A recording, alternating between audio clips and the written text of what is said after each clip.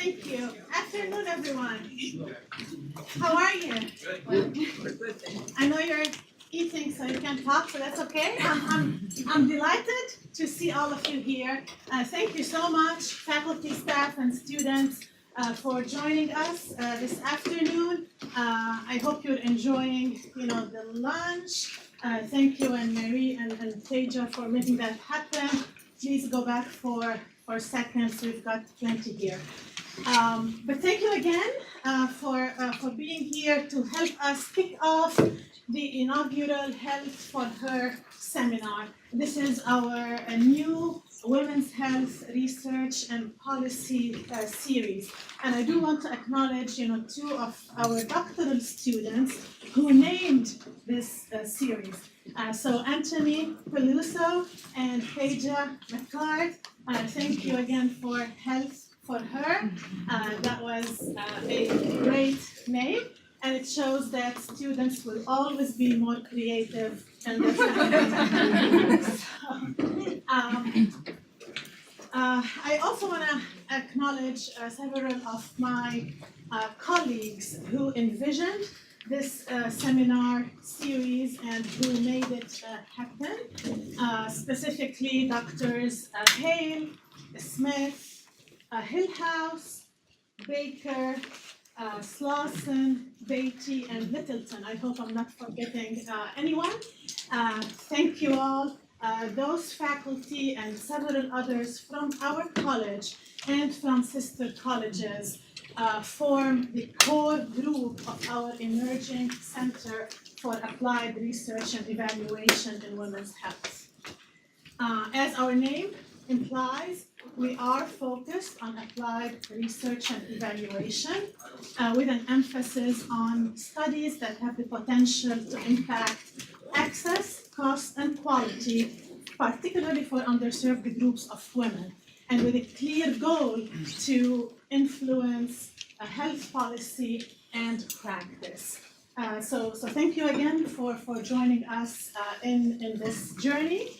And with that, I'm going to turn it over to Dr. Katie Baker, who is going to introduce her speakers. So for our inaugural session, we have not one, not two, but 5 fabulous speakers with us today. So it's in your hands, Dr. Baker. Thank you all.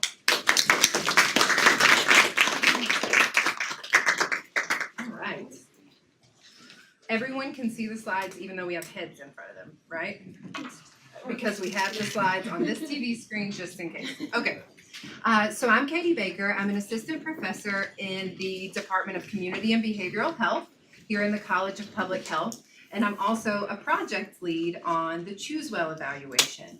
I'm going to talk to you a lot about Project 2, right? The Women's Longitudinal Study. That's the context in which we conducted the focus groups we're telling you about today. So I'll get to that in a little while, but welcome to our first seminar. This one's titled, In Their Own Words, Southern Women's Experiences with Birth Control and Pregnancy. So I'll get us started, but I want to introduce you to our other speakers today, and we'll come up one at a time, share our particular findings, and then at the end, we'll have a Q&A session with the whole panel. So first we have Dr. Mary Ann Littleton, Associate Professor in the Department of Community and Behavioral Health.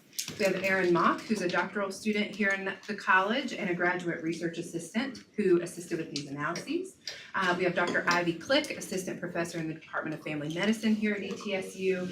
And we have Dr. Julia Dodd, who's an Assistant Professor in the Department of Psychology. So a nice interprofessional panel for you today. All right.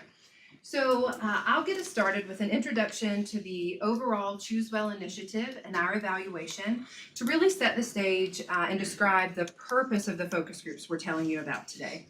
I'll go into a little bit of depth about our methods, discuss how we developed our discussion guide, how we recruited our participants, and what participants we actually recruited. Then we'll go into our findings. Dr. Littleton will tell you about how she managed and analyzed our data, how she led that process with the team. And then we'll go over our 5 primary factors that influenced our participants' contraceptive decision making. We'll wrap up with some overarching conclusions, tell you what we're going to do next, And then I hope we have 15 or 20 minutes at the end for a nice panel Q&A. That's why we're set up like this today. All right, so what is the South Carolina Choose Well Initiative? By a show of hands, who has heard of the Choose Well Initiative? A lot of you, okay. That's probably because there are so many faculty, staff, and students involved in this project here in the college and really across campus. So Choose Well is a multi-level, multi-component intervention implemented by a community reaching organization out of Columbia, South Carolina called the New Morning Foundation. So when I say that the intervention is multi-component, I mean that it involves advocacy. So the New Morning Foundation is focused on policy change in the state of South Carolina, specifically around funding for comprehensive contraceptive counseling and contraceptive access for low-income women, specifically those accessing public health departments and federally qualified health centers. The initiative also focuses on clinics and providers. So Choose Well is providing clinics and clinic administrators with support to improve their billing and coding around contraceptive provision to low-income patients. There's a provider training component where providers are being trained using evidence-based practices around comprehensive contraceptive counseling. And then there's a mass media campaign. I have a snapshot of the nodrama.org website. That's the mass media campaign. So there are messages being targeted to audiences through social media. Has anyone taken a drive through, has any female between the ages of 16 and 44 taken a drive through South Carolina recently? Oh, Kiara, what happened when you did that? Every time I go back home, I'm from Spartanburg, South Carolina, so every time I go home and I come back, especially when I come back home at night and I'm on Facebook or watching a video on YouTube, I see like the Choose Well Initiative ad. So Kiara, being in the target population, receives a ad on her social media feed after her phone and her body and her car moves itself through the state of South Carolina, right? So a really well targeted mass media campaign as well. And it's hard to see on this snapshot. I just got some new software on my computer and I can snag it now, right? So I snapped this whole website. You can see, you can't see, but what this says is you can text No Drama from your phone and figure out where the nearest clinic is and make your appointment via text. You can also set up your appointment online. Because what do we know about people these days? They don't answer their telephone. So to appropriately target this campaign to their audience, they allow for text and online appointment setup. All right. ETSU, our team at ETSU was selected to be the external evaluators for the Choose Well initiative. So it's our job to determine if this initiative is effective, and if so, how. So we have 5 projects grounded in the REAIM evaluation framework that are designed to assess outcomes at the individual level, the provider level, the clinic level, and at the state level. So I mentioned in my introduction, I'm a lead on Project 2. It's one of these 5 projects. Project 2 is the Women's Longitudinal Study. We're taking a sequential mixed method approach in the longitudinal study to assess the impact of the Choose Well initiative on the interaction that female patients are having with their providers around contraceptive counseling and how that interaction influences their decision-making around contraceptives. So our first step in this study was to conduct focus groups. That's what we're going to tell you about today. The purpose of these focus groups was to thoroughly explore women's perceptions of different contraceptive methods at baseline. We conducted these focus groups in 2017 at the very beginning of the Choose Well initiative. We wanted to capture the language women use when they're discussing birth control, and we wanted to identify themes to help guide the development of the assessment tools for the longitudinal study. The longitudinal study, which is underway now, is a study of female clients at Choose Well participating clinics in South Carolina and pair-matched comparison clinics in Alabama to assess our participants' use and experiences with contraceptives and their pregnancy outcomes. All right. Here's our conceptual model.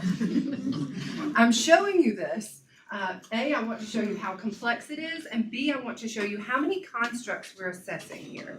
So we're assessing these constructs in the surveys for our longitudinal study, but for the purposes of our conversation today, we also wanted to assess these constructs in our focus groups. So briefly, the intervention components that I mentioned, so healthcare provider training for comprehensive contraceptive counseling, the mass media campaign, and Choose Well advocacy and practice efforts on the left-hand side. Those represent the intervention components. And in the middle here, all the constructs that we thought the Choose Well initiative would impact. Everything from women's beliefs about contraceptives, their attitudes about contraceptives, their perceptions of social norms, then their intentions and willingness to choose a method, their adoption of the method, and their subsequent pregnancy outcomes. So I show you this not to overwhelm you, but to explain why our semi-structured discussion guide for the focus groups had about 35 questions. And by semi-structured, I mean that our guide looked a lot like what you see here on the right side of the screen. So you see just questions 22 through 27 of our discussion guide that were specific to patient-provider communication.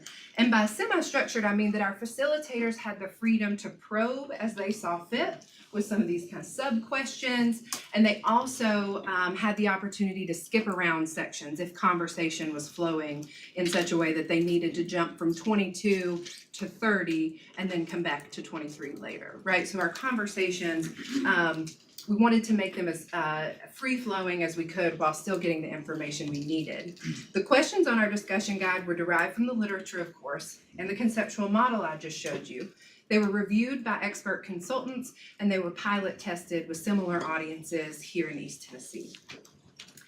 Our discussion guide was translated into Spanish for 2 focus groups that were facilitated exclusively in Spanish-speaking populations. Participants were recruited from 5 clinic sites. These included both public health departments in South Carolina and federally qualified health centers in South Carolina, 6 non-clinic sites. These were primarily community reaching organizations and nonprofits that served our priority population, but they also included sororities in South Carolina. And then 1 campus health center partners with us for recruitment, and we covered all 4 regions of the state of South Carolina. We worked with 16 site coordinators who helped facilitate recruitment. So these were champions within each of our recruitment sites who gave us access to participants who were potentially eligible for our work and helped us get them enrolled and scheduled for our focus groups. Women of reproductive age, so between the ages of 16 and 44, who were intending to become pregnant in the next 12 months were eligible. We recruited 191 women and purposefully recruited them into demographically homogenous groups. And by that I mean we wanted the women in our groups to be of similar age, to be of the same race and ethnicity, to reside in urban spaces or rural spaces. We separated those groups out. We separated our groups out by English and Spanish-speaking women, and also we recruited women specifically who were within 12 months postpartum. The reason we recruited women into demographically homogenous groups is so that they would feel more comfortable sharing their experiences in an environment that can be pretty intimidating. So our focus group team traveled from Johnson City to South Carolina 7 times between June and September 2017, conducting several focus groups each trip we made. We did some recruitment while we were on the road, and then of course conducted a total of 22 focus groups. Our focus groups were scheduled at times and places convenient to participants. So typically we scheduled them at noon or at 5 or 6 o'clock in the evening. So times when people are typically off work. We held our focus groups in YMCAs, in libraries, in the backs of hair salons, wherever we could find affordable, convenient space for our population. We provided meals and childcare at each focus group, and we gave everyone a $50 cash incentive. You can't see that. Here's a snapshot of our group level demographic characteristics. You'll see that half of our groups were conducted in urban spaces and half in rural. We did conduct groups across all 4 regions of South Carolina listed here. The majority of our focus groups were with Black or African American women. 4 of our groups were with primarily white women, and 3 of our groups included women that were both Black and white. We had 7 groups that were exclusively considered younger women, 7 groups that were considered older women, which is a 33-year-old woman, and 8 groups where we had women of varying ages. There are 4 groups with women who are less than 12 months postpartum and 2 groups including Spanish-speaking women. So I told you we set out to recruit demographically homogeneous groups, but you see here evidence that it didn't work out perfectly, right? So this is research in the real world. All right, this is my last slide, and I'll sit down and let Dr. Littleton tell us what she did with the data we collected, but I have to give credit where credit is due. These are our focus group facilitators, our support staff, and probably most importantly, our childcare providers. So if your picture is on this slide, if you could raise your hand and let me thank you personally. There we go. There we go. All right. So I'm just going to go from the upper left-hand corner over, and then I'll go the bottom corner and over. So that's Shanitra Walker, Amanda Peterson, Alexis Burgess, Anthony Peruso, Munene Maringi, Isabel Barajas, Tosin Ario, and Ashley Kano, who helped us make this work happen and collected all these data in 2017. So I'm going to hand it over to Dr. Littleton now to tell us about data management. Thank you.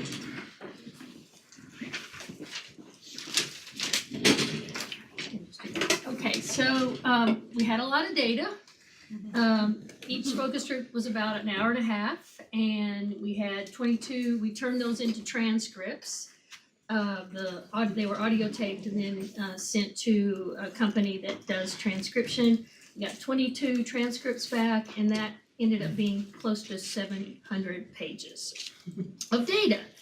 So the first step was to code the data so that we could get it organized into the topical areas, the main topical areas. So we used NVivo International Software 11, and the main topical areas are what we're going to be presenting today. But so for each focus group, we could start to see what's in knowledge familiarity with methods, what are we seeing around experiences, social influences, provider interactions, and pregnancy intentions, and that's across all the groups. So we did this by coding the data. We had several coders to start off with, and then including Mr. Peluso in the back and some of the people that helped with the focus groups. But then later on, Erin and I were kind of on our own doing it.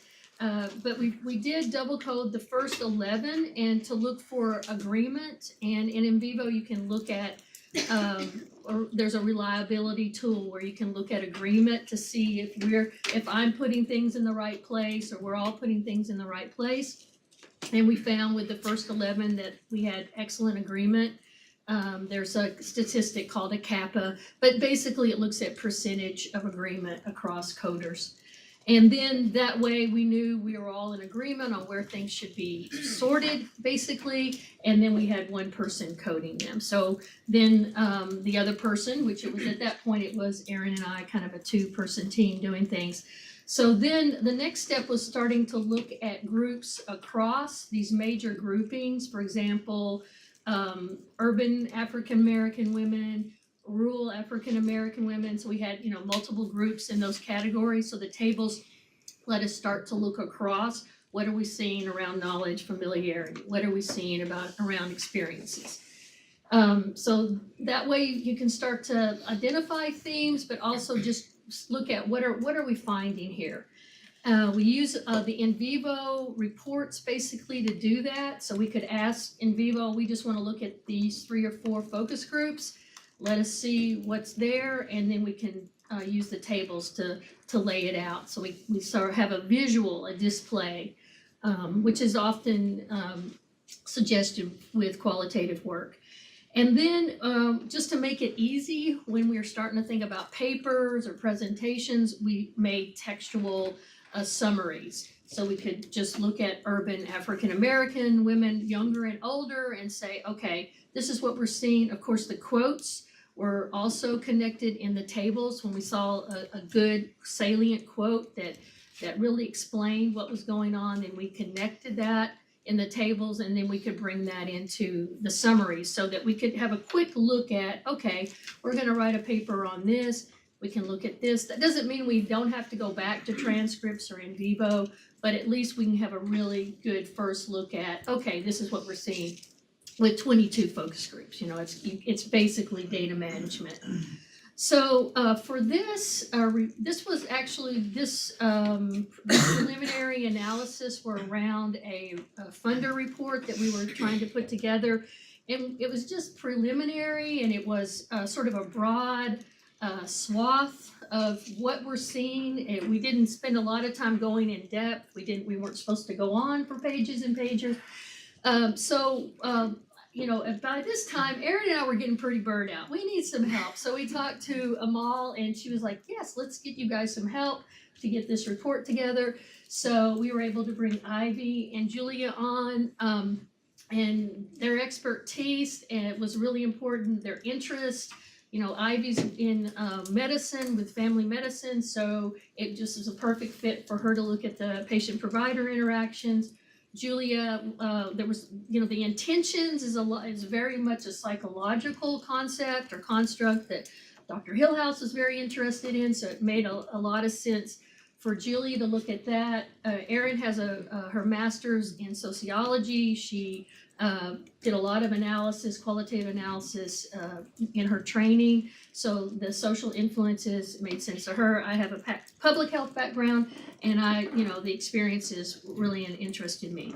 I know I'm probably going on too long, but we did cross-validate. We all checked each other's stuff out. If we needed to go back into the literature, or not the literature, the transcripts, thank you, then we would do that. We also would say, wait, I don't know if you can say that every woman in that group said that, because often it's just one woman saying something. So we had a check on the language and the way we describe things. So again, this is pretty much a broad description of what's going on, and not a lot of in-depth analysis of themes at this point. So I'm going to start out with talking about what we found for contraceptive knowledge.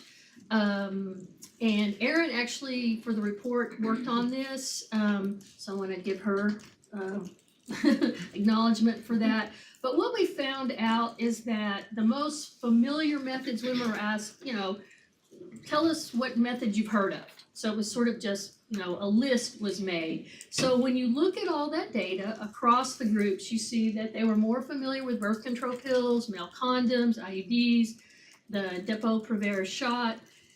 These were mentioned more often. We also found that older women were more familiar with more methods than younger women. So of course that makes sense. They've been around longer. They've heard of some of these methods that maybe younger women they're not even being used, like the diaphragm or cervical caps or those kind of things.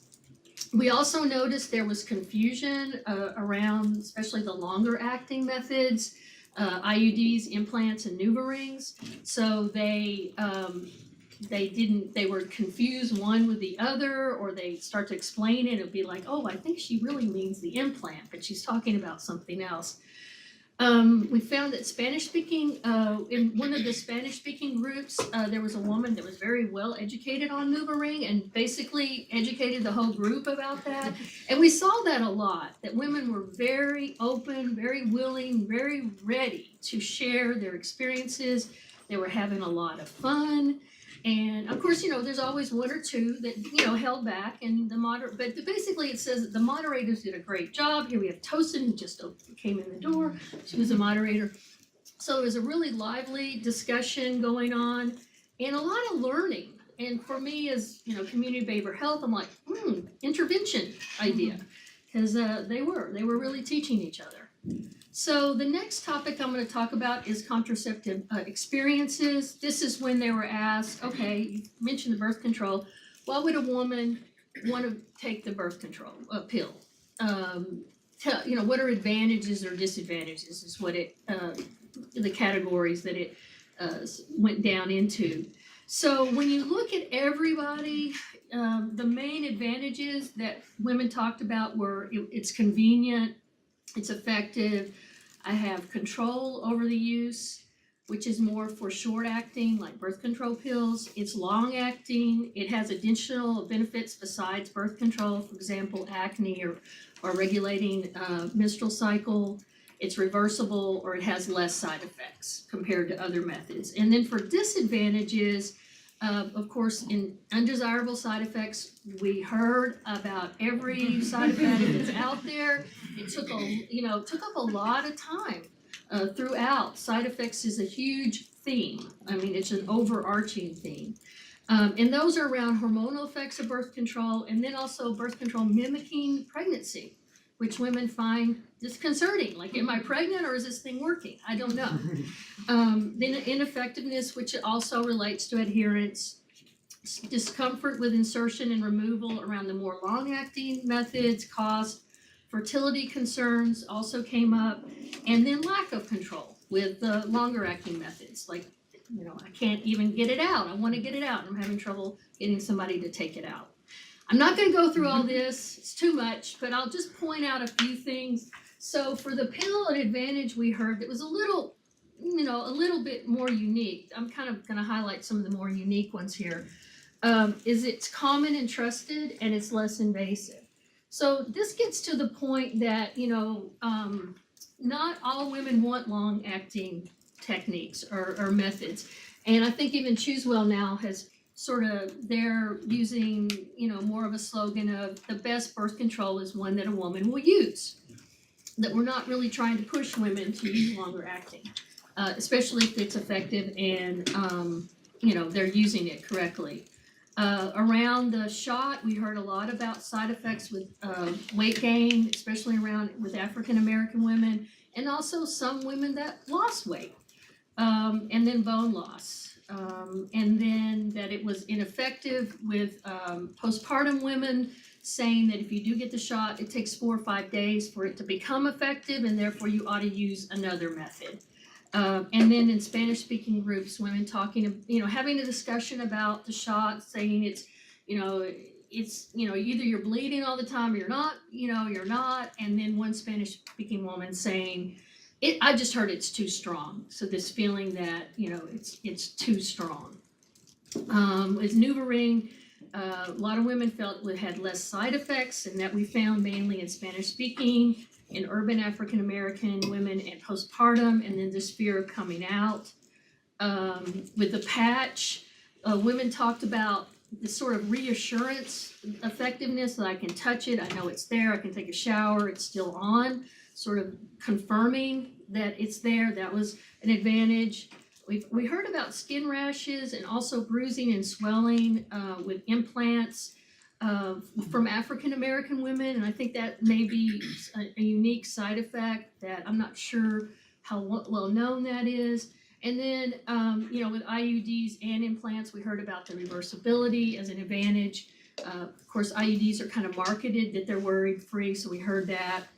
And we did hear the horror stories about IUDs or implants moving and bedding. So that's kind of an overall. I'm going to move on because that's a lot I just went through. Some other things we found when we're asking about experiences, and these were basically related to what questions were asked. Overall, women, when you ask them if they could choose any method, no barriers, access or cost, we heard more about the birth control pill and the IUD as something they would prefer. And then the other preferences have to do with some of the advantages I just mentioned. When we asked women, or it was asked about what are your main concerns, that could kind of boil down to cost, and lack of insurance, side effects, effectiveness, and fertility fears. So some of the things I've already mentioned. And then when women were asked, how do you go about choosing birth control? These are some of the things we heard. You want to find something that doesn't disrupt your life, that there's a trade-off between side effects and effectiveness. That seems to be a theme here. that it's a trial and error process, and that you have to shop around, especially for birth control pills. There was a lot of discussion around, it takes a while to find that pill that'll work for you. And then it has to fit your lifestyle. For example, if you're a young mother and you're too busy, then the pill might not be an option for you. So I'm going to go over like two major themes that we'd hear over and over this phrase. Everybody's different. Everybody's different. We have lots of quotes related to that. I've got two up here where you can see everybody's body is going to react different no matter who your friend is, how she's saying it's going to work. Your body's different. The next quote is very similar. It seemed like women were really stressing to us that it's an individual experience. You never know what's going to work for you, how it's going to work for one woman. It'll definitely be different. It also related to horror stories. Like, you hear horror stories, but that's that person's unique experience. That might not be what happens with you. And then also this feeling that, you don't really know what the risks are until you try it. So this was a pretty major theme. I think it's telling everybody in this field a lot of important things here. And then the other thing that really was popping out was this phrase over and over about birth control not being natural. And it was very linked to disrupting the menstrual cycle, and that is seen as a natural cleansing process. And we heard this in a lot more than just African American groups, but it was a very strong theme within African American groups.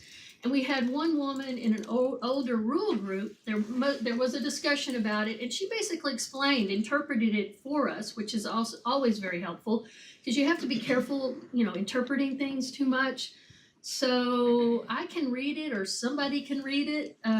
Demisa, will you read that first quote at the top? First one? Okay. I feel like that's also cultural. What a few of you all have said about needing to bleed. I grew up with that. My mom saying that's a God thing. You need to bleed every month. I think that's a cultural thing too. African Americans, we need to clean that out and bleed. I've heard that among other African American women.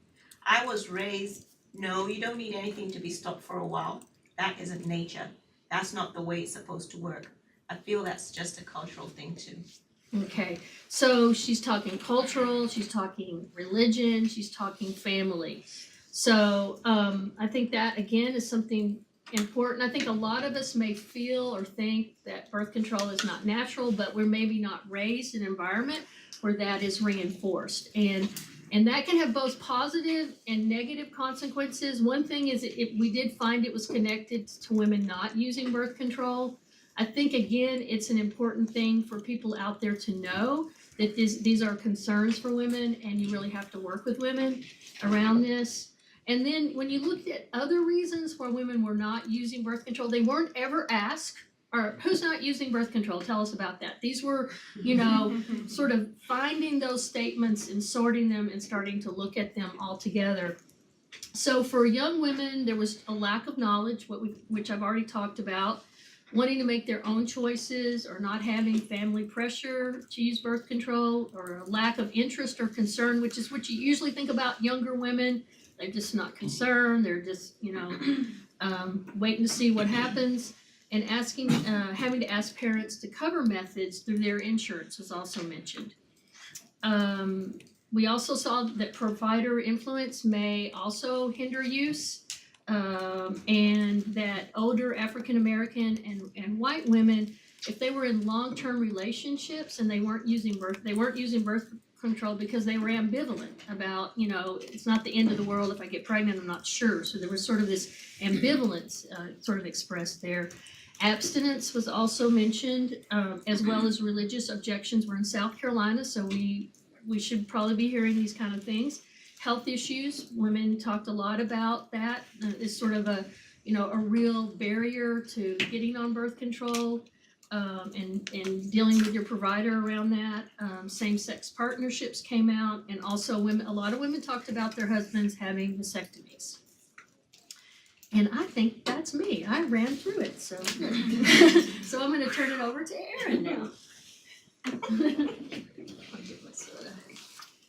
I just have to say, I'm with Dr. Baker on the older, younger thing. I was Older. Older than 25. I started thinking, well, even if it was 0 to 10 and 10 to 20, the 10 to 20 would be older, but I was just, preparing last night and I was looking at older, because I have all the transcripts and all this stuff. I thought the oldest person in the old group is younger than I am. So I wasn't offended, but anyway. So I started this program last fall and came from a qualitative methods background, as Dr. Littleton said. So it was natural for me to be assigned to her. And this started out to be the first task, I guess you could say task, as a graduate assistant that I was given, was to code the focus groups. But throughout all of the time as it progressed, it really became more of a privilege than a task for me. You read through the transcripts as I was coding, it got to be, really, I was honored to be able to read some of the things the women shared was so intimate and detailed about their sex lives and their upbringing and relationships with their moms or their pregnancy, desires and things like that. So I think it's easy, in research, we went through the coding and then we summarize and you kind of lose track sometimes over the individual person. And so doing this, it's like these are these women's voices. What we're saying, it's, methods and it's, where they get information, but there's so many stories behind it. So it was really important to share that. So one of the sources of information that the women talked about was their families. So, and I have just one quote for this that I want to read to you, but this top one, the unwanted pregnancy of an older sister, or maybe their mom, maybe they had been an unwanted pregnancy and they'd seen their mom struggle to make ends meet through the years.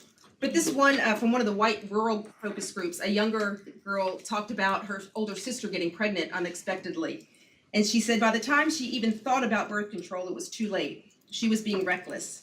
I was like, I don't even have a boyfriend, but I want to be on it, because you never know what happens if you go out or something.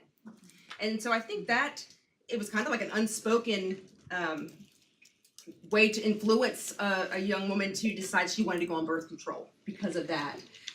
Family typically was more of an influence to use or not use birth control at all. It wasn't seen as much of an influence for the method they chose, though that did happen sometimes. Some of the women were, would share stories of having a mom that was, you're going on the pill, you're 15, I'm not gonna have you get pregnant at a young age. But that was rare. More of the stories were, it was never talked about at all. So there was this idea that you're not gonna be having sex because, you're gonna wait till you're married or you're too young. So it was just never mentioned. It was this assumption that we won't talk about it because there's no need, you're not gonna be having sex anytime soon. Some mothers actually encouraged abstinence. So there's one story from one participant who talked about her mother, she wasn't gonna give her birth control. Her best method of birth control was that she wasn't allowed to go out after 10 at night because, that's when things happen, after 10. So that was her curfew. Yes. I will say her mother's quote was, the only thing that's open after 10 are legs. That was that. Yes. Sorry, but that was the quote. And she said that was her whole life till she got older. That was her birth control advice from her mother. This actually rolls right into this church and religious community, because there were a lot of stories, especially from the Hispanic groups, where they came from very religious backgrounds. And as Dr. Littleton just stated, you're in South Carolina, part of the Bible Belt, as we've probably heard that terminology before. But the connection to family influences for some participants. So there was this, you're a woman of God, it's a sin, to have sex, so really there's just no need for birth control at all. This influence included not just like the church itself preaching against sex or birth control, it was just some participants' specific just religious beliefs or convictions. So even if they weren't being preached this at their church, they had been raised in a very religious family and felt that it was, wrong, had been told it was wrong. Abstinence through fear of God, that it's a sin, you might die and go to hell if you're having premarital sex. There was, that ranged from participants that had been raised in a religious family. One thing that I found very interesting was in some of the focus groups, the women discussed how even they were married and they had been discouraged about using birth control through their churches, because there's a this thing about being fruitful and multiplying. So they were told not to use it before they got married because they shouldn't be having sex, but after they got married, it was, well, there's no need for you to use birth control. You're married, you should have a bunch of kids, and so that was discussed with some of the women. This idea of religious-based employers not covering birth control came up. Sometimes it was with the woman herself, with her job, and then it was actually mentioned from some of the younger participants because their parents had religious-based health insurance. Friends, there was a lot of talk about Friends. It seemed to be one of the strongest influences for these participants. They kind of opposite of family, they didn't encourage the participants as much. The women didn't say they encouraged them to get on birth control as much as they did to what method they would use. So there was a lot of discussions with their friends. They were more comfortable talking with friends, which I'm sure we can all agree with that. Even in school, you kind of talk to each other before you go to the professor and ask them something and try to figure it out. So these women, they talked about how they would, the doctor would be all official. Here are the side effects, and their friends would just say, girl, we'll level with you. This is gonna happen, I gained weight, my neighbor gained weight. And they would just go into these really, sometimes funny stories of how they got information from their friends. Again, they could get information from friends that they didn't get from the provider. And again, horror stories came up, as you mentioned. But there would be most of the time it would be, don't use this, don't use that. I've tried that, it's really bad. And we saw that interact with that, everybody's different theme also. As far as partners go, the women felt in general that whatever method she used would be up to her. And it was some quotes where I'm gonna be the one that has to make the bottles, or I'm gonna be the one that has to get fat. So I should be able to pick what method I use. And that being said, a lot of them, agreed that men don't like to wear condoms. So this part, when I first read it, I was going through the transcript and coding. Some of the younger participants would say, why this guy I dated wouldn't wear a condom. He refused to wear it, so I just hoped for the best. And that happened, and then I kept hearing that where my boyfriend, he won't wear one, so I just take the chance and have sex anyway. And I just thought, where's the power in that? Because you have so much, it's either you wear it or we don't do anything. But they would just say, I crossed my fingers, And we did hear that sometimes from the women. Older white women reported they'd be more likely to discuss birth control. And in the Hispanic groups, they said that they felt like you should discuss that with your partner. One of the women said, it's important because the birth control method chosen affects the both of you.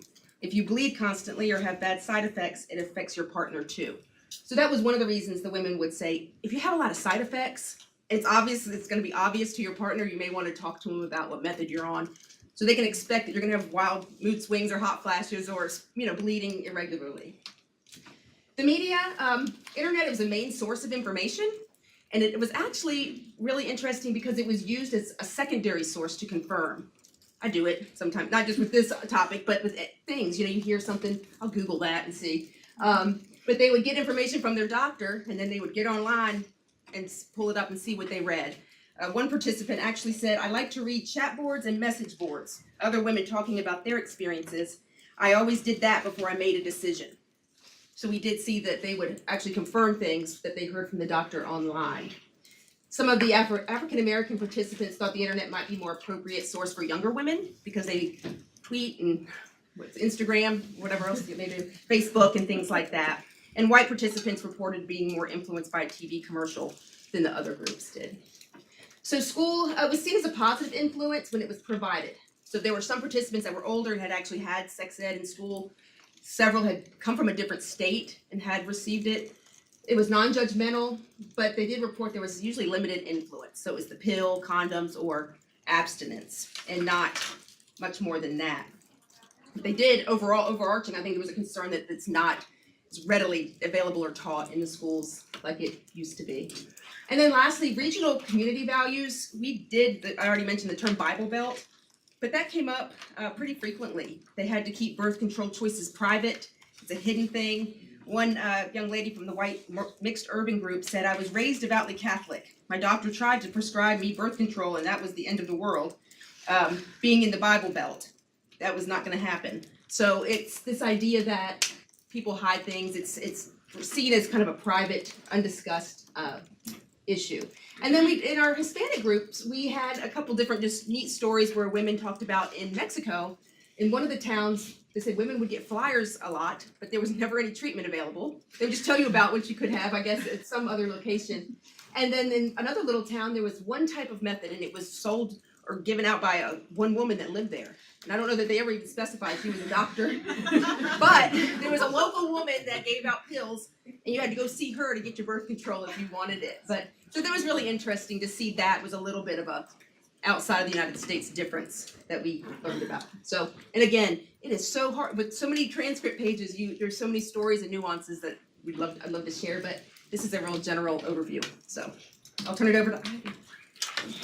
Thank you, Erin. Hi, everyone. As Dr. Littleton mentioned, I came into this project after so much work had already been done. And once I started getting my hands, so to speak, into the data and just seeing how much there were and how much this unbelievable, oh my gosh, you have 22 focus groups. Like, that's probably one of the first things I said. So I was really, I felt very, I was very thankful that Dr. Corey had asked me if I would be interested in this project, and then I was able to come in and look at it. I'm not a physician, but I do work in the Department of Family Medicine, and so a lot of the work that I do is around research in health, and I'm especially interested in healthcare access issues, so this was a natural fit for me to look at these patient-provider interactions. So one of the first things that they talked about was a theme that came out was provider continuity. They asked the women who do you see for your birth control? Do you see the same provider every time? And instead of just saying yes, I see or no, what really came out was I would like to see the same doctor every time. I would be more comfortable seeing the same person every time. I would like to have a long-term relationship with my provider. Some women mentioned that they travel long distances to be able to see the same provider because they really have a strong relationship with this person. I remember that one woman specifically talked about her provider moved and she followed them to the next location. She didn't seek out somebody that was closer. She just followed them and drove, 30 to 45 minutes away. Also, they talked about postpartum, it is really important to see the same doctor that delivered your baby. So they're really interested. I want to continue to see the same doctor that provided my prenatal care or that delivered my baby. And as a quote I have up here is, they know your history and they know you best if you see the same person all the time they were frustrated at having to change doctors. They were frustrated at having to go to a new medical provider. The other thing that there was especially this came out in the Spanish speaking group, there was a lot of frustration for that particular population on having to frequently change providers. Urban women were mentioned being able to shop around a little bit more for a provider that fit with them, a provider that they liked. Although they said it would be ideal to see the same person every time, but if I don't like who I'm seeing, I can go shop around for somebody else. That kind of makes sense in a more urban environment. That is not something the rural women brought up. So those who that had less continuity, the ones who did not get to see the same provider every time, they tended to be younger women. VA patients in particular mentioned that they just saw whoever the VA provided for them. Health department patients, the quote was specifically about women who went to the health department, said you get whoever you get. You don't get to pick and choose who your doctor is. They also talked about it was dictated by money or insurance. If you have insurance coverage, then you have to go, if you're a Medicaid patient, you have to go to this particular doctor, so there's not a lot of choice. And this is compounded in rural areas. Rural also had less provider options, so they might be more likely to jump around, go to the health department or go to an FQHC or something like that where it might be a different person. So the next thing we talked about was trust. And the women in focus groups were asked about if they trusted their provider. What we found it's very interesting that rural women, the women in the rural groups were less likely to trust their providers. They felt like sometimes their providers were trying to sell them something. they were very suspicious that they were leaving out important information. They weren't giving them all the facts. They were very vocal about when doctors were not paying attention to them. They didn't like that. For younger women, they were concerned that they might tell my parents that I'm here. And it took me, when I'm reading through the transcripts and you don't realize which group you're in necessarily, oh wait, this woman is like 17 years old. Oops. Perceived honesty was really key. Honesty. They wanted to believe it. In order to trust your provider, you needed to believe they were honest, they were giving you all the facts, and that was really key to the relationship.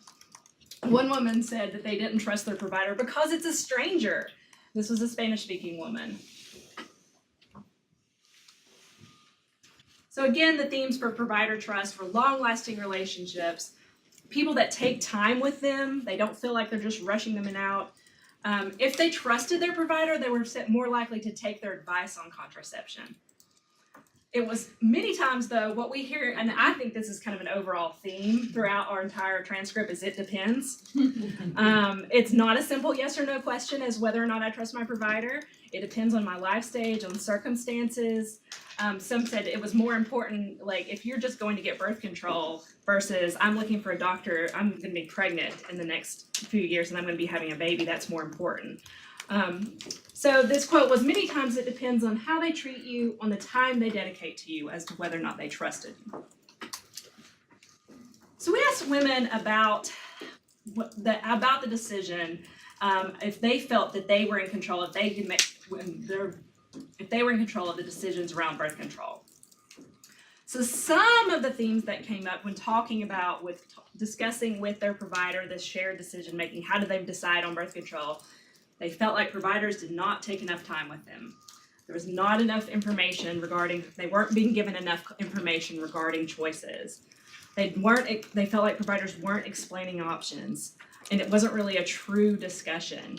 Some women speculated that maybe this is due to high patient volume and overbooking. Like they were making excuses for their doctors, basically saying, oh, well, he doesn't have time because he's got to get me in and out. Even they understood that, but they were frustrated by feeling like they didn't have all the information that they needed in order to make a decision. So African American women's perceptions depend on age and location. So this is, what I mean by that is that older African American women felt like providers did give them enough information, that providers make recommendations to them, but the choice was mine. I get to choose what I want. The younger and more rural African American women believe that, it depends on the provider that you see. The younger African American women were more likely to say that they advocated for themselves, to be more knowledgeable, do their own homework on what they needed to do. And there was an overall theme that sometimes it's more important to talk with a pharmacist about your contraception because doctors aren't experts in medicine. Another question that we're asked were, did you feel like your doctor, what kind of birth control does your doctor recommend to you? You feel like your doctor pushes specific birth control. And these were the three that were most commonly mentioned. Oral contraception or the pill was the most commonly promoted, they felt like, by their doctor. The next commonly mentioned was IUDs, and third was Depo-Provera shot. What I want to mention about this is the CDC and ACOG recommendations are that the most effective and appropriate medication should be the first line choice. So the most effective are long-acting reversible contraceptive items, IUDs and implants. And then after that, the next tier is birth control pills and shots are on the same level. So they do say appropriate. So the reason that there's many reasons why they may be choosing, why doctors may be promoting the pill. It may be that these women are interested in having a baby sooner and they don't want something that's going to last 3 to 5 years or 10 years, depending on what it is. It could be that they're worried about the interactions or the side effects of the IUDs, etc. The Depo shot really surprised me because a few years ago there was a lot of, you may have even read some about it, about bone mineral loss, bone density loss with women on the Depo shot, and the FDA actually issued a black box warning about it that's still there, and says that taking the Depo shot over 2 years could result in bone loss. Now, ACOG has come back and said this was based on limited data. We've looked at more data. That doesn't seem to be the case. It's safe. But so that's out there right now that there's kind of this, ACOG says it's okay, but the FDA still has that warning on there.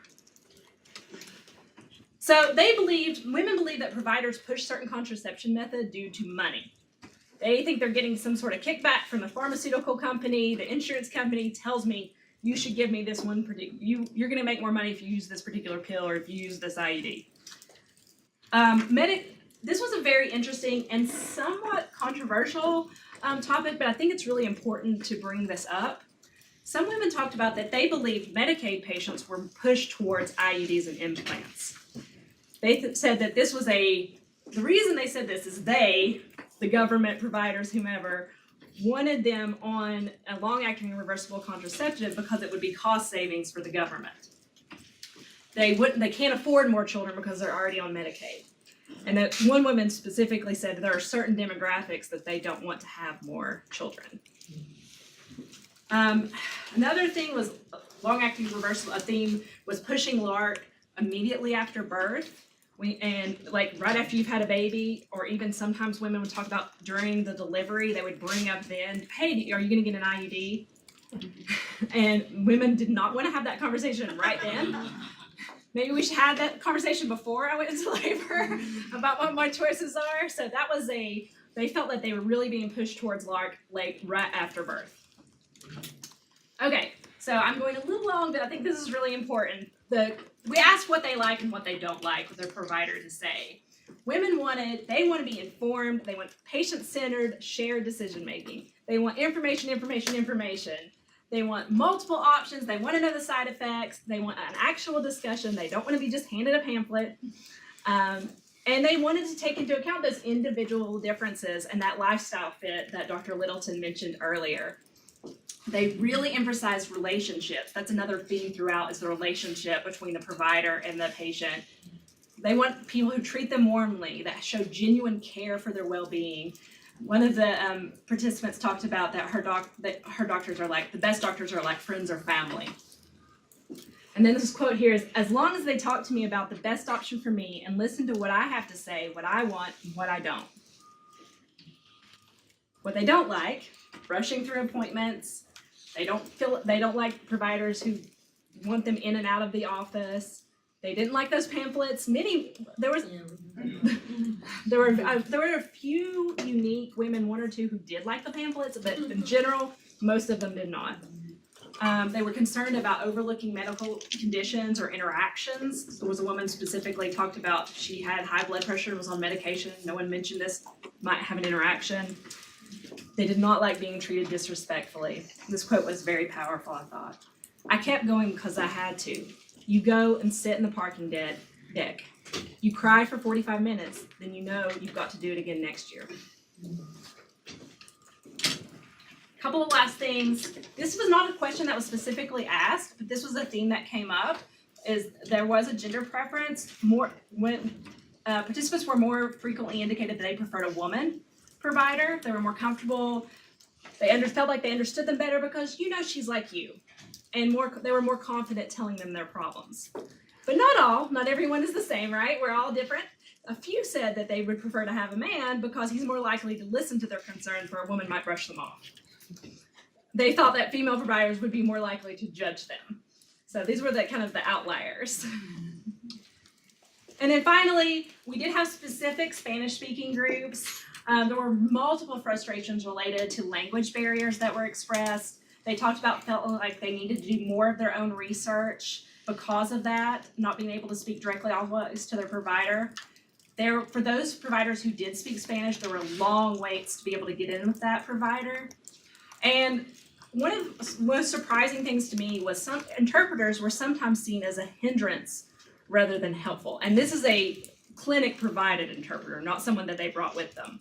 And they talked about it's like now you have this stranger, you're talking about these very personal things like your sex life or very personal health issues with someone else who is now telling your doctor, someone you don't know that is a stranger. And there's one woman who had an experience where she said that the interpreter said something inappropriate to the point that she did not want to even continue the conversation.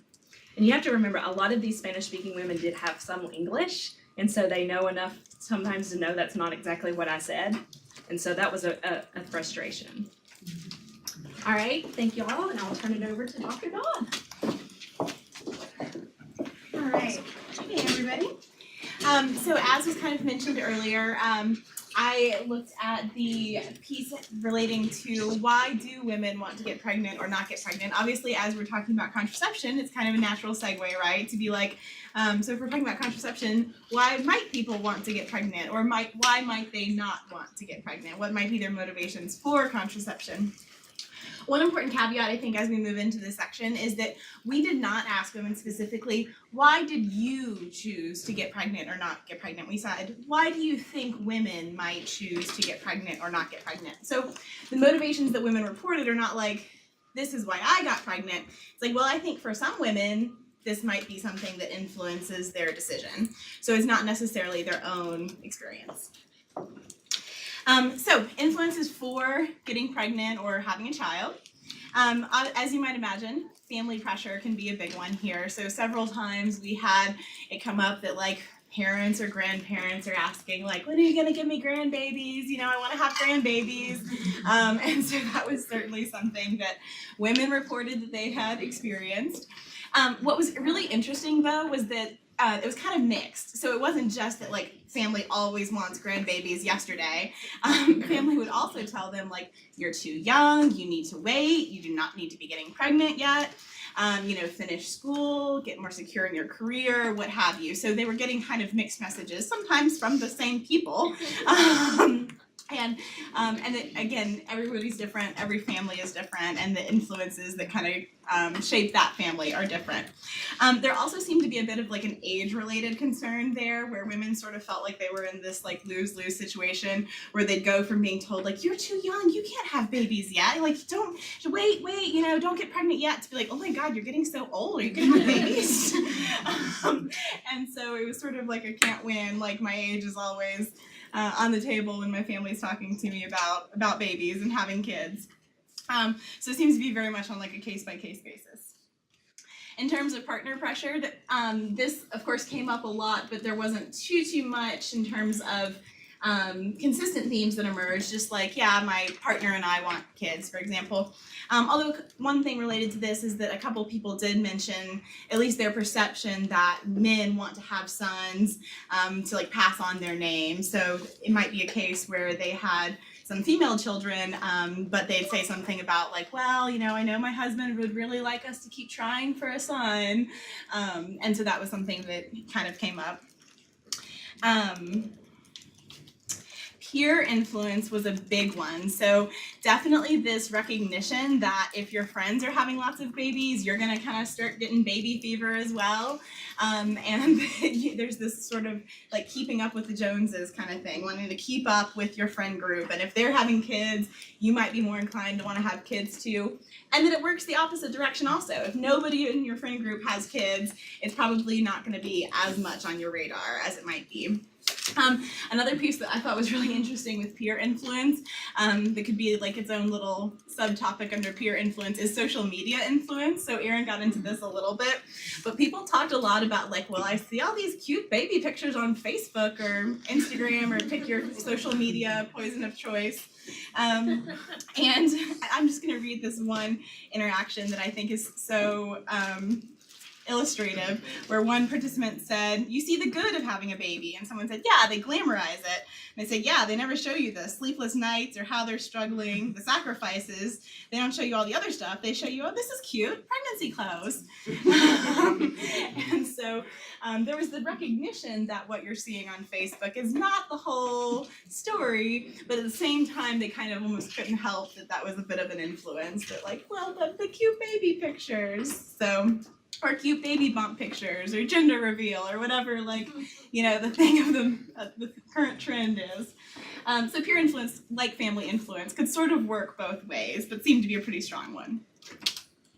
In terms of community influence, this came up more explicitly in our rural groups where they would talk about being in a small town where everybody knows everybody else's business and that they're very uninhibited from asking you about when you're gonna have kids. So basically, as soon as you get married, sometimes as soon as you get engaged, there's the questions start, well, when are you guys gonna have kids? And one participant, I thought this was funny, was like,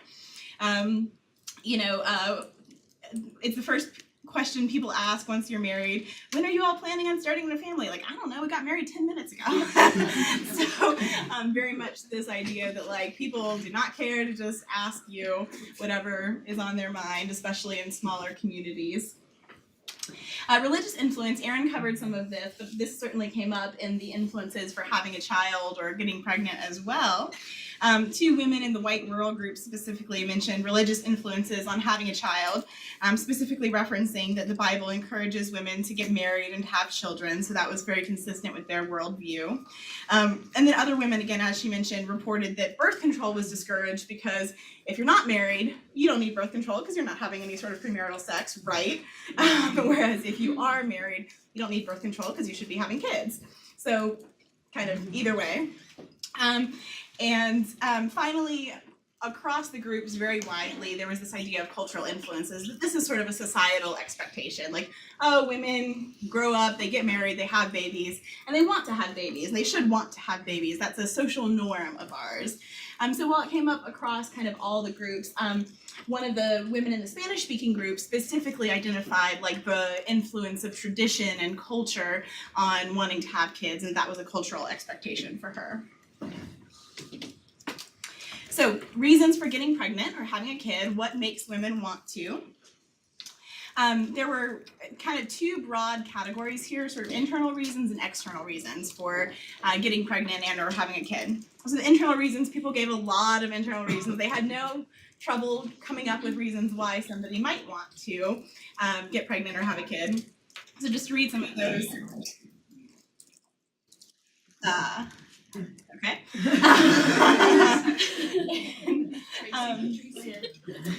People would report that they would want to have a kid to have somebody to love or somebody to love them in return, to be a mother, to start a family, because of loneliness or boredom, to have a mini-me. The phrase mini-me actually came up like multiple times in different groups. People acknowledged because babies are cute. To have the experience of pregnancy or childbirth, that it's considered sort of like a human experience they wanted to have, to leave a legacy. And then from some of our younger urban African American women, they reported the desire to give their child everything that they did not have growing up. Some of the external reasons for getting pregnant, there were some financial reasons women reported that other women might get pregnant for, such as tax refunds, public assistance, things like that. There were relationship reasons, so sort of trying to force or save a relationship, like, yeah, my relationship's in trouble, so we'll throw a baby into the mix, because that'll probably make things less stressful.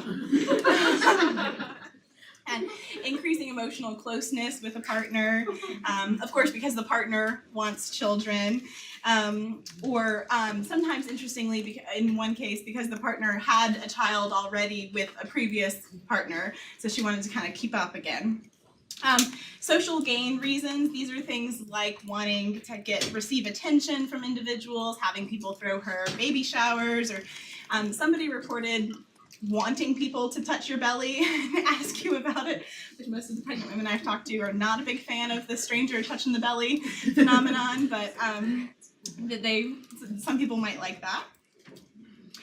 Reasons to not get pregnant, again, women did not have any trouble coming up with reasons why you might not want to get pregnant. And instability of various types was the major thing here. So they might talk about not being stable in your career, in your relationship, in your housing, or having stable childcare, but certainly the financial instability was one of the biggest things that came up, which ties right into the next one, the time and financial costs of having children. Of course, it was recognized that those are, that children can be very time and cost intensive. Some women reported wanting to live life or focus on their career or school first. For some of our younger or unmarried participants, they reported this fear of oh my God, my family would kill me, the fear of family judgment. People identified the physical discomfort or changes associated with pregnancy and childbirth, things like weight gain, stretch marks, things like that they would want to avoid, or fear of childbirth and like that actual process. Some people reported that, well, some people just don't like children, which is fair. And then because some of my research interests are in trauma, I found it really interesting that some people reported, like if you'd had a difficult childhood, or especially if you'd experienced something like childhood sexual abuse, it might have sort of warned you off ever wanting to have children of your own as well. And then there were a couple reasons that women identified might be a reason for them to get pregnant, but a reason for somebody else not to, or vice versa. So one example of this was miscarriage. So they identified that for some women who had experienced a miscarriage in the past, they might want to get pregnant, try and get pregnant again in a way of almost sort of replacing what they had lost. Whereas for other women, the experience of a miscarriage might be so frightening or traumatic, they might be scared to ever get pregnant again in case it were to happen again. And then also this idea of health concerns, that they might not feel like their health was stable enough to get pregnant, or they might have conditions that they were worried about passing on to their children. But then on the flip side of the coin, they'd be like, well, I should get pregnant now because if I get pregnant when I'm older, later, I might be more likely to have health complications. So health concerns could kind of work both ways. And then the last short little piece here is people talked about planned versus unplanned pregnancies. Wide consensus among women that unplanned was the norm. I think one of our participants guesstimated that about 90% of pregnancies are unplanned. And as you guys might know from some of the data, I don't know if we covered that in the intro today, in South Carolina, about 50% of pregnancies are unplanned. We asked them what entails a planned pregnancy versus an unplanned pregnancy. And women reported that planned pregnancy, well, there are sort of of two minds of this. On the one hand, that a planned pregnancy was like if the woman is tracking her cycle and if the couple's having timed intercourse, that's a planned pregnancy. They were really trying for it. And some people were like, anytime you have unprotected sex, that is a planned pregnancy. Because you didn't plan against it, so you must have been planning for it. There was also this sort of fatalism, though, among some women that, like, well, you know, I'm not really trying, but I'm not really doing anything to prevent. Let's just see what happens. You know, if it's meant to be, it'll be. I'm open to it if it happens. And then, very last thing, women expressed very widespread disapproval and dislike of the term unwanted pregnancy, because of course, just because something is unplanned does not mean that it is unwanted. So they preferred unplanned or even just surprise pregnancy, and instead of the unwanted word. So something to be mindful of for our providers. So I'll turn it back over to Katie for conclusions.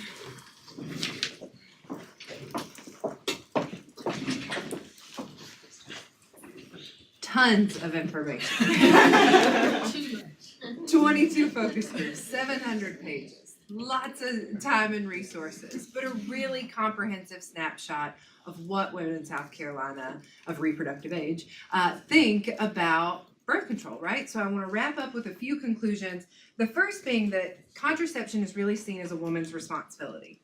So women don't see it as a choice for her partner to make. Women don't see it as a choice for her provider to make on her behalf. Women take a lot of personal ownership over their decision to use contraceptives or not, and then which method they will use if they decide to. Women's perceptions of contraceptive methods are often heavily influenced by their friends, and those peer influences often supersede recommendations from their healthcare provider. Participants were keenly aware that every woman's body is unique. That came up countless times. And they emphasized that they didn't want their providers to take a one-size-fits-all approach, because that approach was putting them in the position where they had to shop around for the best method. They had to go through a trial and error process. I believe one woman told us she tried 13 different birth control pills to find one with the least amount of side effects for her. Women reporting high-quality patient-provider interactions had better overall experiences with birth control and were able to find a method that worked for their specific life situation. It was all about context here. And then, as Julia pointed out, many women felt that the term unplanned pregnancies was a misnomer, both because pregnancy is difficult to avoid due to the ineffectiveness of some contraceptive methods and because the risks of having sex without contraceptives are very clear. I think our discussion guide question was, what comes to mind when you hear the term unplanned pregnancy? What do you think of when you hear unplanned pregnancy? Everybody laughed.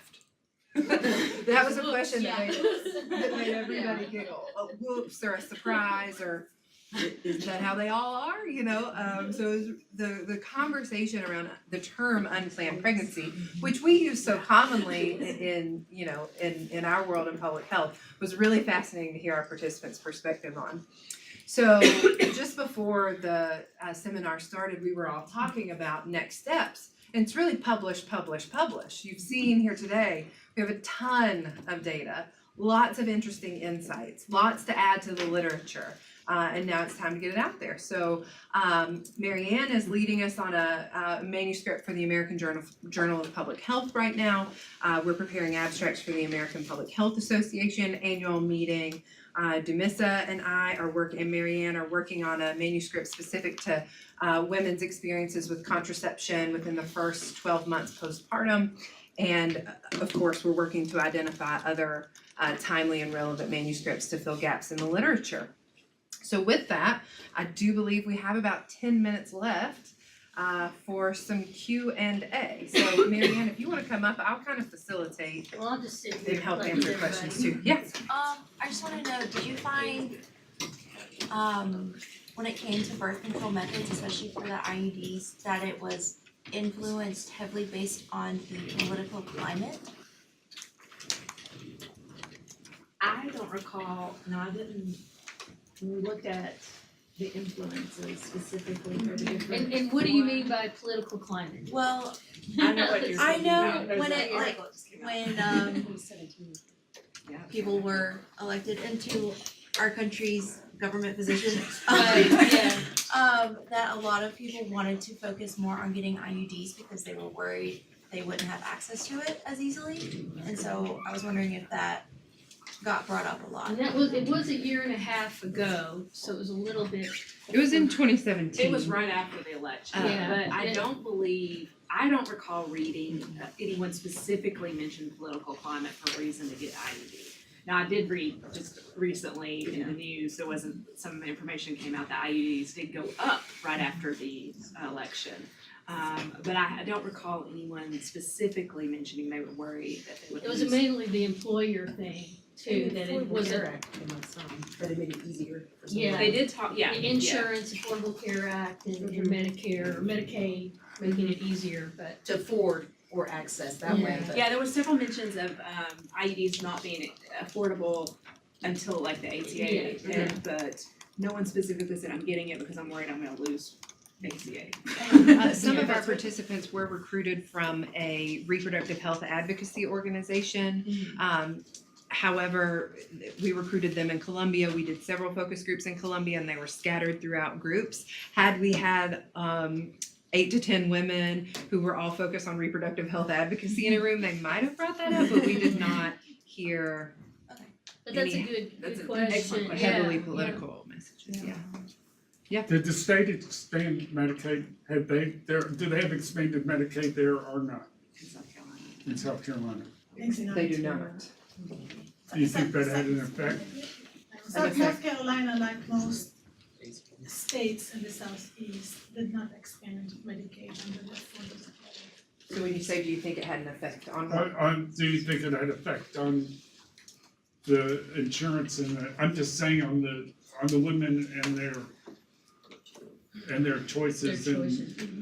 and Could very well be, since we're seeing mainly pills, IUDs and Depo being, I mean, the Medicaid program, even without being expanded, does provide comprehensive coverage of contraceptive services, actually more so than private insurance plans. And they do have Medicaid family planning waivers in South Carolina. Very few women mentioned access as barrier, honestly. other than cost, or there was some lack of insurance, but yeah. I think too, to think about that the partner clinics for health departments and FQHCs where they have programs in place to provide contraception as well. And even the community reaching organizations we recruited through provided referrals to clinics like public health departments and Yeah. FQHCs. But they may be limited in what they're getting as far as options go. I think that was clear. Possible, Like yeah. pills, IUDs, Depo was, what you heard more about that being an option. And some women feel like they were pushed to those maybe because that's what they had on hand only. Or they felt for some reason that, yeah. Go ahead. Did you all find that concern regarding sexual infection transmission was prevalent with these women? Was this talked about? With condom use, I mean, condoms were mentioned a lot, I didn't really go into that. Condoms and the rhythm method and the pull-out method were the other methods that they did talk about, and condoms were always mentioned in regards to STIs, STDs. Is that, and I think that was your question. Was it a major concern?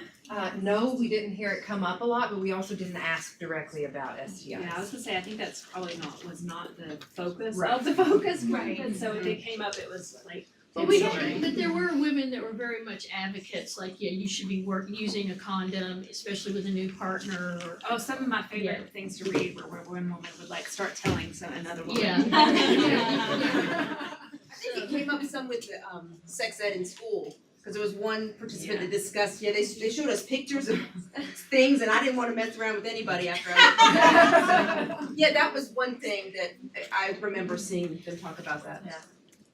That actually leads really well into mine, or whether it's an observation or a question. The focus groups themselves, what kind of impact they had on the lives of the girls that participated in them, getting women together and discussing a sensitive topic and how they open up, how special that was. Yeah, so that was a really fascinating perspective for me. I was either in the room for all the focus groups or facilitating them, right? So, and it's really hard, and as y'all as students and people who are gonna go out and do this work soon, there's a really fine line to walk between a focus group moderator and a health educator. Right? And we had to train our moderators not to necessarily answer our participants' questions in the context of a focus group, because so often we would ask a question and get a question in return. Right? So we'd say, ask a question about IUDs. Well, what's an IUD? Right? And it's, oh man, they document, they don't know what an IUD is. And so the way I would spin that, I'd say, can anyone in the group educate Jane about what an IUD is? And then we'd get to hear what their perception of an IUD was. You know, what did they think an IUD did? What did it look like? I was, just reading, I was particularly impressed with the, again, older African American women. Those groups struck me as so knowledgeable and they were experienced, they were knowledgeable, they were not afraid to state their opinions. Because I like to say, they didn't sugarcoat it. They were like, I'm like, I want to know all of these women. To be the friend, because they really did, and they were, like she said, not afraid to sugarcoat, they would educate one another. I was always impressed when I read those groups. Yeah, the interpersonal conversations that grew out of those groups were great. Yeah, very rich. The one you mentioned with the NuvaRing, how to insert it, how you get it out, I mean, and I was like, God, I've always wondered that. Or actually even saying, if somebody wasn't on birth control, they would say, no, you really have to get on it. And then explain, all the steps you need to take. So yeah, it definitely influences. I think that the focus group that themselves are an intervention in some way. Yeah. And I actually found myself pregnant in the process. We had 3 pregnancies. So that was a really interesting experience too. To have to take a break in the focus group because I didn't feel well, but And as good as an unplanned pregnancy. Right, and then talk about an unplanned pregnancy going, am I?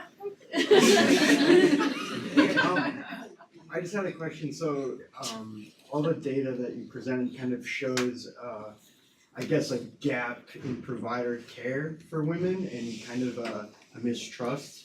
Do you guys plan on presenting this data to physicians and doctors and seeing if that will make an impact? So I'm gonna answer part of that and then I'm gonna hand the other part over to Dr. Ford. So this was baseline, right? Mhm. So we captured women's experience before a statewide provider training initiative. Right. So that's part of our overall evaluation. We'll actually conduct focus groups at the end of the implementation of the Choose Well initiative to see if any of these things have changed. Cool. Did you have anything to add? I would just say that, one of the projects that we're conducting is specifically focused on providers. So parallel to this, we are interviewing and surveying providers to assess, their knowledge and their practices. And yes, we plan to do some triangulation work across those multiple projects. Okay, I'm gonna let Kiara, There was one in the back. two more questions. Oh, mine was really quick. Kiara, I was just wondering, can we learn about the other projects? Like, I know this is just project 2. Hey, mark your calendar Yes. for April the 3rd. Okay. Wednesday, April 3rd for our next The next Health one. for Her Yeah. seminar. Okay. You can take 2 more. So that will be what was that? So you can take 2 more.